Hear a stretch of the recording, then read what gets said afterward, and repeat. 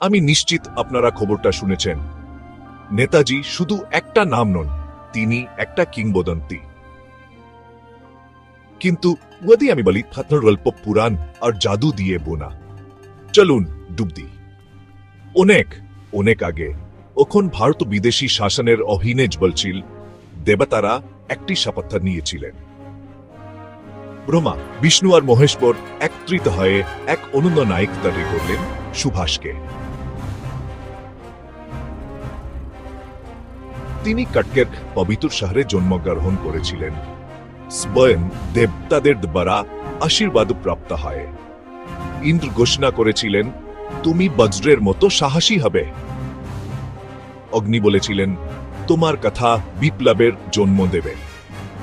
গরুড় প্রতিশ্রুতি দিয়েছিলেন, তুমি দূর থেকে স্বাধীনতা আনবে। তরুণ সুভাষ হিমালয়ের গুহায় জয়েন করেছিলেন। এখানে ভগবান শিব তাকে একটি অদৃশ্য খাল, সত্যের শক্তি এবং একটি জ্বলন্ত তলোয়ার স্বাধীনতার শপ দিয়েছিলেন।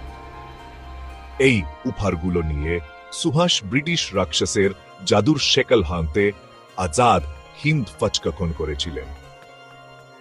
তাম্রকান্ত গর্জে উঠেছিল, তোমরা আমাকে রক্ত দাও, আমি তোমাদের স্বাধীনতা দেব।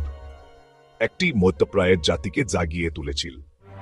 কেউ কেউ বলেন তিনি মেঘে বিলীন হয়ে গেছেন, অন্যরা বিশ্বাস করেন তিনি এখনো অদৃশ্যভাবে ভারত মাতাকে রক্ষা করছেন। আর এভাবেই নেতাজি একজন কিংবদন্তি নায়ক হয়ে উঠলেন, আধুনিক যুগের অর্জুন।